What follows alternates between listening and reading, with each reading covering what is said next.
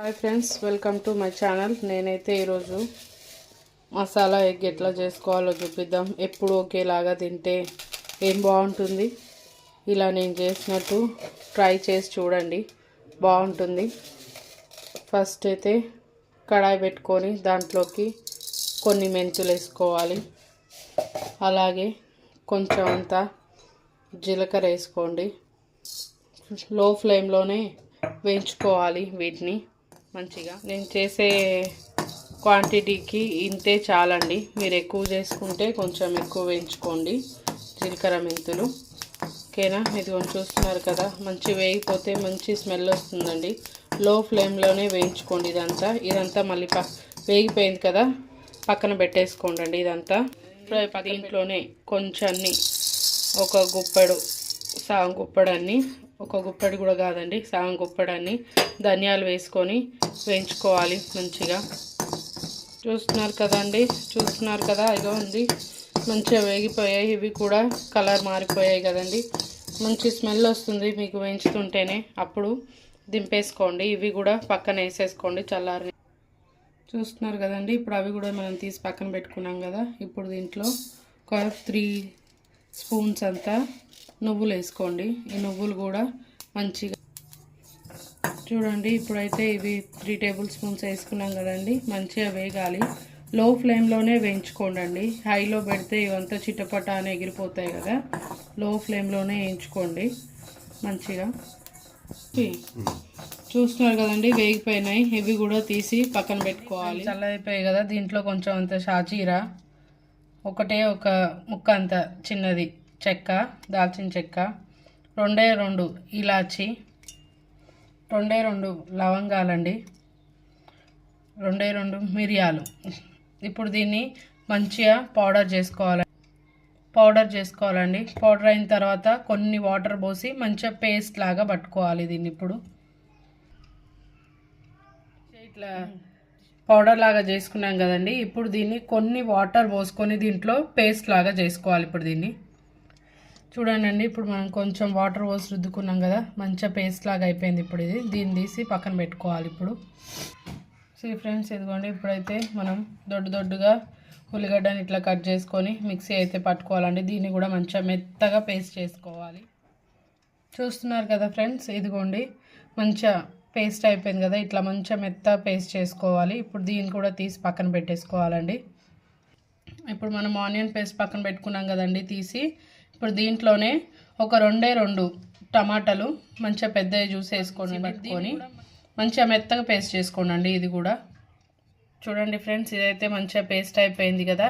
ఇప్పుడు మనం ఈ పేస్ట్ని కూడా తీసి పక్కన పెట్టుకొని ఇప్పుడు మనం కర్రీకి ఏమేమి కావాలి ఏందనేది అన్నీ తీసి పెట్టుకొని మనం అయితే వంట స్టార్ట్ చేద్దామండి. ఇప్పుడు ప్రాసెస్లోకి వెళ్ళిపోదాము. ఎలా చేయాలో చూపించేస్తాను. ఇంకా పదండి, పొయ్యి దగ్గరికి వెళ్ళిపోదాం. అయితే ఇక మనం గుడ్లు ఉడకబెట్టుకుందామండి. పేస్ట్లు అన్నీ వేసుకున్నాం కదా, ఈ గుడ్లు ఉడకబెట్టుకోవాలి ముందుగాల. దీంట్లోనే కొంచెం అంత ఉప్పు వేసుకోవాలండి, తొందరగా ఉడుకుతుంది. ఇవైతే పొయ్యి మీద పెట్టుకోవాలి. కుక్కర్ మూత పెట్టుకోవాలి. విజిల్ పెట్టుకొని 3-4 విజిల్ వచ్చేంత వరకు పెట్టుకోవాలండి.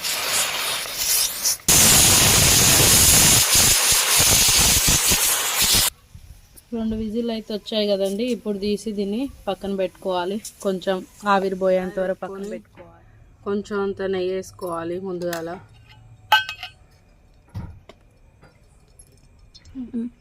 ఇప్పుడైతే ఈ గుడ్లు వేసుకోవాలండి ఈ నెయ్యిలో. జరంత ఉప్పు వేసుకోవాలి, జరంత పసుపు వేసుకోవాలి, కొంచెం అంత కారం వేసుకోవాలి. ఒకసారి ఇదంతా మంచిగా కలుపుకోవాలి.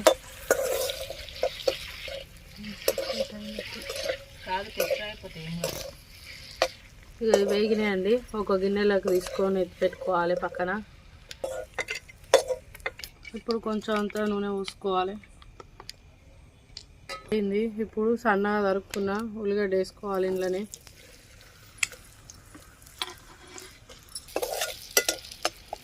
ఉడుకుతుంది కదండి.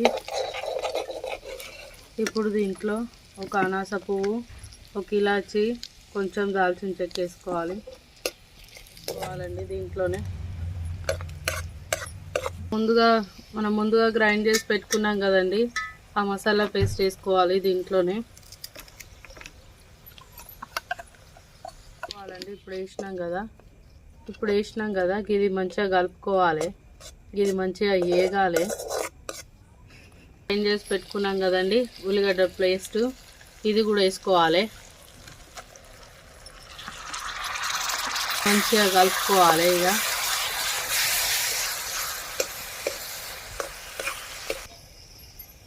ఇప్పుడైతే మనం ముందుగా పట్టుకున్నాం కదా, ఇది టమాటా పేస్ట్ వేసేస్తున్నా.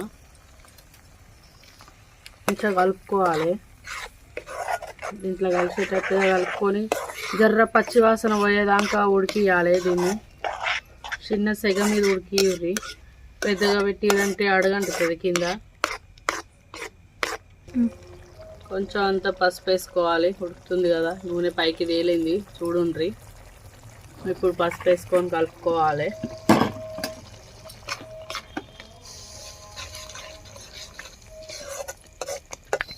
కూరకు సరిపడంత కారం వేసుకోండి. దీంట్లోనే తగినంత ఉప్పు వేసుకోండి. కూరకు సరిపడంత వేసుకోండి.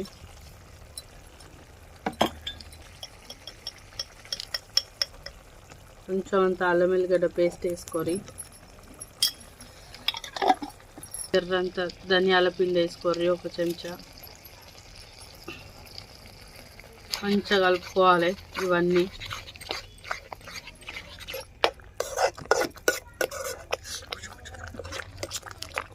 మూతదేవా దీంట్లో కొన్ని నీళ్ళు అయితే పోసుకోవాలండి. జరంత ఎసరు ఉండాలి కదా. చాలు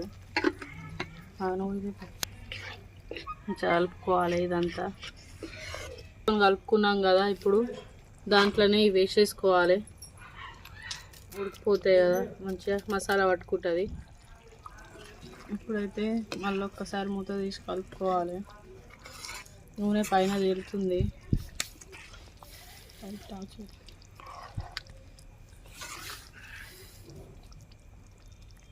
ఓకే, కూర అయితే అయ్యిందండి. చూస్తున్నారు కదా, గ్రేవీ పైన నూనె అంతా తేలింది కదా. ఇప్పుడైతే కొత్తిమీర వేసుకోవాలి. కానీ దింపేసుకోవడమే. మా ఛానల్ని అయితే చాలామంది చూస్తున్నారు కానీ సబ్స్క్రైబ్ చేసుకోవట్లే, లైక్ కొట్టట్లే, షేర్ చేయట్లే. ప్లీజ్ అండి సబ్స్క్రైబ్ చేసుకోండి, మాకు కొంచెం సపోర్ట్ చేయండి.